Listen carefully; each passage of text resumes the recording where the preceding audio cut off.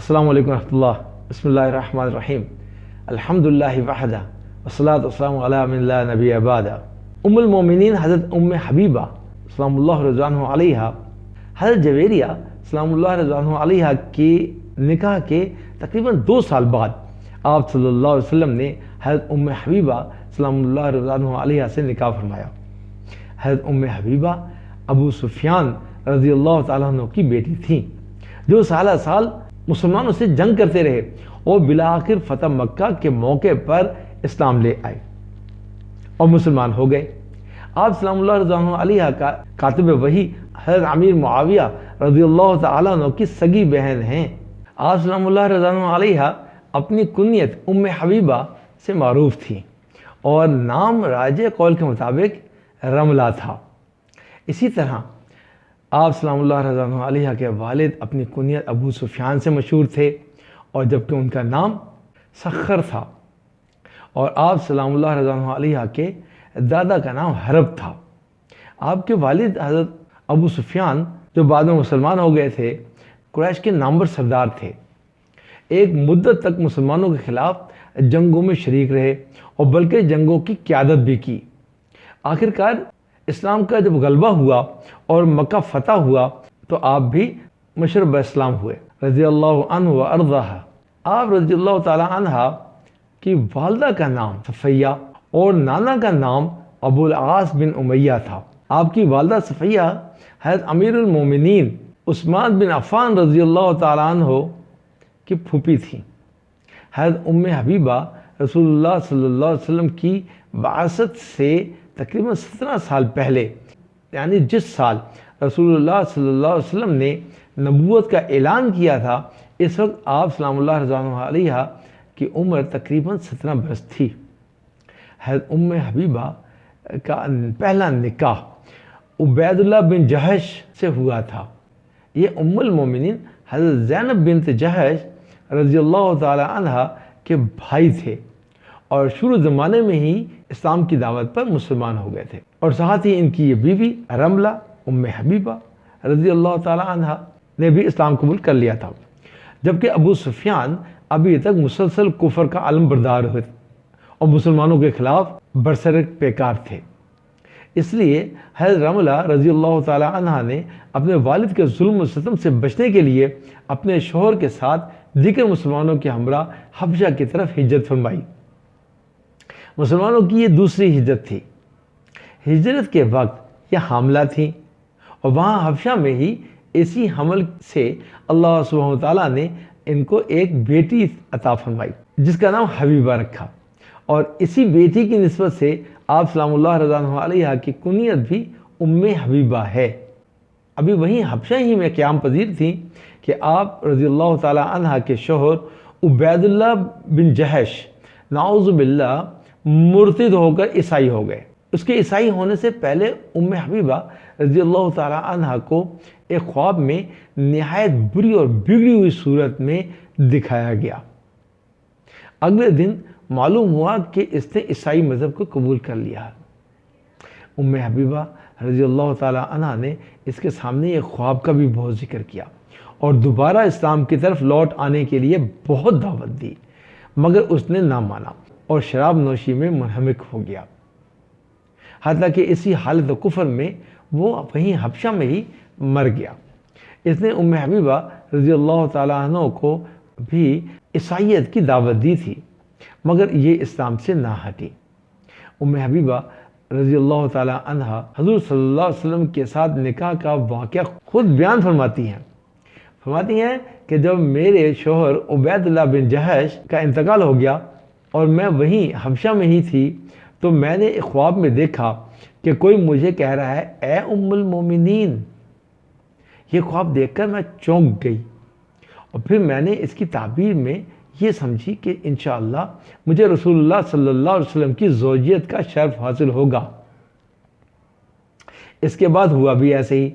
جیسے ہی میری عدت پوری ہوئی تو میرے دروازے پر اسی ملک کے بادشاہ نجاشی کا ایک قاصد آیا تو میں نے اس کو دیکھا تو وہ نجاشی بادشاہ کی خاص الخاص خادمہ ابرہا نامی ایک خاتون باندھی تھیں. اس نے آ کر مجھے کہا بادشاہ سلامت تم سے کہہ رہے ہیں کہ رسول اللہ صلی اللہ علیہ وسلم نے مجھے پیغام بھیجا ہے کہ میں تمہارا نکاح آپ صلی اللہ علیہ وسلم سے کر دوں۔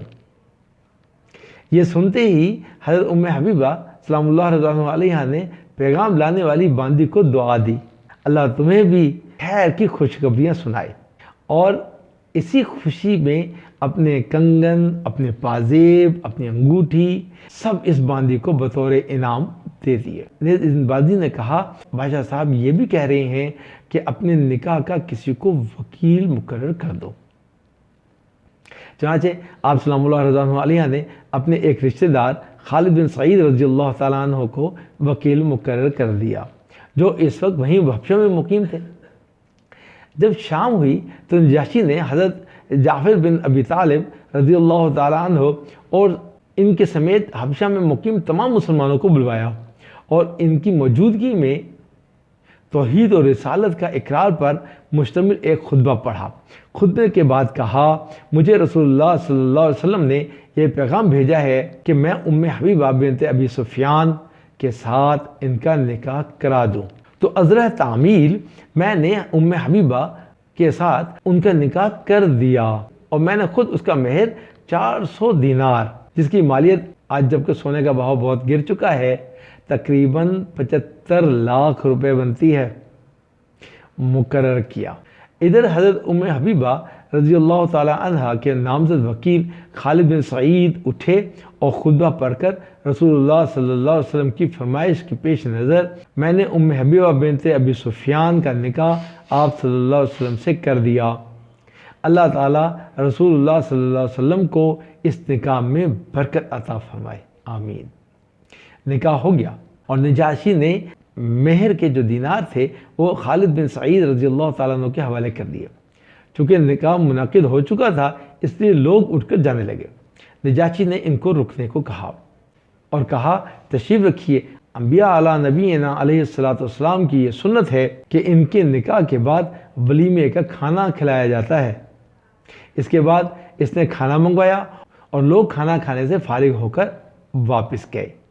حضرت حبیبہ سلام اللہ رضوانہ علیہ فرماتی ہیں، جب 400 دینار کی بھاری رقم میرے پاس پہنچی تو میں نے اس میں سے 50 دینار ابرہہ بادشاہ کی اس لونڈی کو دیے اور کہا، اس وقت جب تم میرے پاس اس نکاح کی خوشخبری لے کے آئی تھی تو میرے پاس تمہیں دینے کے لیے کوئی خاص مال نہیں تھا، اب میرے پاس چونکہ مال آ گیا ہے لہذا 50 دینار تم رکھ لو اور ان کو اپنے کام میں لے آنا۔ اس نے 50 دینار بھی نہ لیے اور جو کچھ پہلے دیا تھا وہ بھی اس نے واپس کر دیا اور کہا، بادشاہ سلامت نے مجھے آپ سے کسی بھی قسم کا کوئی مال لینے سے منع کر دیا ہے، اور اے حبیبہ رسول اللہ صلی اللہ علیہ وسلم کی اتباع کر چکی ہوں اور اللہ تعالیٰ کے لیے مسلمان ہو چکی ہوں۔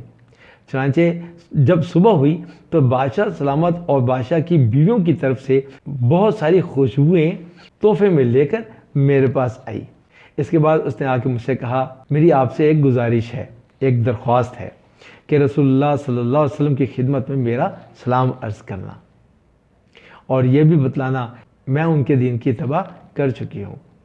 اس کے بعد وہ میرے ساتھ بہت ساری محبت اور اپنائیت کا اظہار کرتی رہی اور جب بھی میرے پاس آتی تو کہتی، جی میری گزارش بھول نہ جانا۔ پھر جب میں حضور صلی اللہ علیہ وسلم کے پاس پہنچی تو میں نے آپ کو اپنے نکاح کا پورا واقعہ بتایا اور ابرہہ کا بھی سارا حال سنایا۔ آپ صلی اللہ علیہ وسلم یہ سن کر مسکراتے رہے اور میں نے ابرہہ کا سلام بھی عرض کیا۔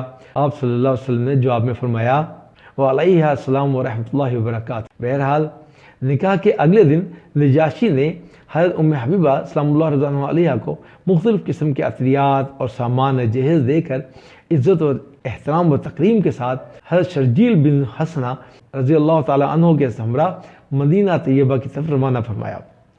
آپ سلام اللہ رضوانہ علیہ مدینہ طیبہ رسول اللہ صلی اللہ علیہ وسلم کے پاس زوجہ مطہرہ کی حیثیت سے پہنچ گئیں اور اے المومنین والا خواب پورا ہو گیا۔ ادھر سردار قریش ابوسفیان جو اس وقت مسلمان نہیں ہوئے تھے، جب یہ خبر پہنچی کہ اس جیسے سردار کی بیٹی رسول اللہ صلی اللہ علیہ وسلم کے نکاح میں آ گئی ہے تو اسے حد درجے کی مایوسی ہوئی اور رسول اللہ صلی اللہ علیہ وسلم کے بارے میں کہنے لگا کہ وہ جوان مرد ہیں، ان کی ناک نہیں کاٹی جا سکتی۔ یعنی محمد رسول اللہ صلی اللہ علیہ وسلم اونچی شان والے، اعلیٰ عزت والے ہیں، ہم ان سے دشمنی کر کے ان کا نام نہیں مٹا سکتے۔ تو گویا بالفاظ دیگر ابوسفیان اندر ہی اندر سے شکست خوردہ ہو چکا تھا اور اب اسلام کو نیچے نہیں کیا جا سکتا تھا۔ یہ نکاح تقریباً 7 ہجری کو ہوا۔ اس وقت آپ سلام اللہ علیہ کی عمر تقریباً 30 برس کے قریب تھی۔ راجع قول کے مطابق آپ سلام اللہ علیہ کا انتقال 44 ہجری میں مدینہ طیبہ میں ہوا۔ اس وقت آپ سلام اللہ علیہ کے بھائی امیر معاویہ رضی اللہ تعالیٰ عنہ کا زمانہ خلافت تھا۔ مروان نے نماز پڑھائی اور قبر میں آپ سلام اللہ علیہ کے بھانجے اترے اور آپ کو جنت البقیع میں مدفون کیا گیا۔ آپ سلام اللہ علیہ احادیث پر عمل کرنے میں اتنا اہتمام فرماتی تھیں کہ آپ رضی اللہ تعالیٰ عنہ کو اپنے والد محترم ابوسفیان رضی اللہ تعالیٰ عنہ کے انتقال کی خبر ملی۔ آپ رضی اللہ تعالیٰ عنہ بطور سوگ 3 دن تک عمومی حالت میں رہیں۔ جب 3 دن گزر گئے تو آپ رضی اللہ تعالیٰ عنہ نے خوشبو منگا کر استعمال کی اور فرمایا، واللہ مجھے خوشبو کی کوئی ضرورت نہیں تھی، میں نے صرف اس لیے استعمال کی ہے کہ میں نے رسول اللہ صلی اللہ علیہ وسلم کو ممبر پر یہ فرماتے ہوئے سنا تھا، اللہ اور آخرت پر ایمان رکھنے والی کسی عورت کو یہ جائز نہیں ہے کہ وہ کسی میت پر 3 دن سے زیادہ سوگ کرے سوائے شوہر کے کہ اس پر 4 ماہ اور 10 دن تک سوگ کر سکتی ہے۔ مطلب یہ ہے کہ آپ سلام اللہ علیہ نے صرف حدیث شریف پر عمل کرنے کے لیے خوشبو کا استعمال کیا۔ آپ سلام اللہ علیہ رسول اللہ صلی اللہ علیہ وسلم سے جب کوئی فرمان سن لیتی تو اس پر اتنا اہتمام کے ساتھ دائمی طور پر عمل کرتی تھیں کہ ایک دفعہ انہوں نے رسول اللہ صلی اللہ علیہ وسلم کو یہ فرماتے ہوئے سنا کہ جو شخص ہر روز 12 رکعت پڑھ لے جو کہ نفل کے زمرے میں آتی ہیں یعنی فرض نہیں ہیں، اللہ تعالیٰ اس کے لیے جنت میں ایک گھر بنا دیتا ہے۔ حضرت حبیبہ سلام اللہ علیہ فرماتی ہیں کہ یہ فرمان سن لینے کے بعد پھر میں نے یومیہ یہ 12 رکعتیں کبھی نہیں چھوڑیں۔ ان 12 رکعتوں سے مراد روزانہ 5 فرائض نمازوں میں ادا کی جانے والی سنت موقدہ کی 12 رکعتیں ہیں، جن کی تفصیل دوسری حدیث میں اس طرح سے آئی ہے کہ 4 رکعت ظہر فرض نماز سے پہلے اور 2 رکعت ظہر فرض نماز کے بعد اور 2 رکعت مغرب فرض نماز کے بعد اور 2 رکعت عشاء فرض نماز کے بعد اور 2 رکعت فجر فرض نماز سے پہلے۔ حضرت حبیبہ سلام اللہ علیہ کو حضور اکرم صلی اللہ علیہ وسلم سے بے پناہ اور بے حد عقیدت اور محبت تھی، اور آپ سلام اللہ علیہ کی یہ محبت والد سے محبت سے بھی بہت غالب تھی۔ آپ سلام اللہ علیہ کے والد ابوسفیان جو ابھی مسلمان نہیں ہوئے تھے، معاہدہ حدیبیہ کے سلسلے میں کوئی بات چیت کرنے کے لیے رسول اللہ صلی اللہ علیہ وسلم کے پاس مدینہ منورہ آئے۔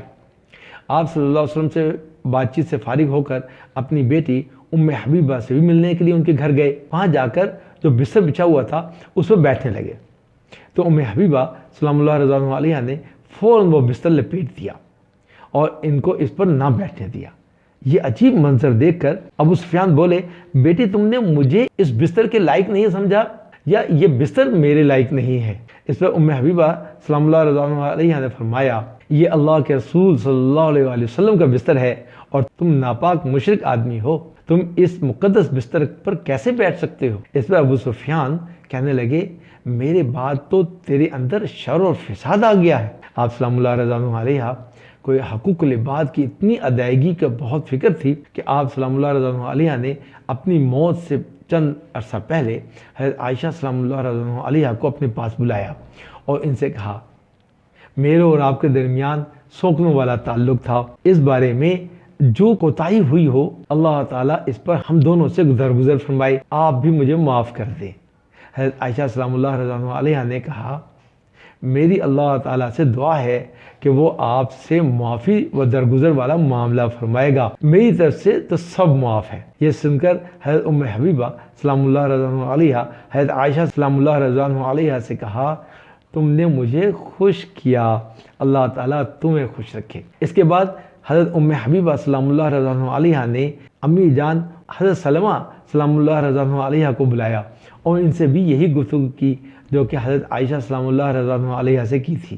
اتنی عظیم ہستیاں اور ایسی عظیم شخصیتیں رسول اللہ صلی اللہ علیہ وسلم کی حرم میں داخل ہونے کے قابل تھیں۔ یہی وہ لوگ ہیں جو مثالی لوگ ہیں۔ اللہ سبحانہ وتعالیٰ ہم سب کو، آپ کو بھی، مجھے بھی خاص طور پر اہل بیت کی عزت، احترام اور ان کے نقش قدم پر چلنے کی توفیق عطا فرمائے۔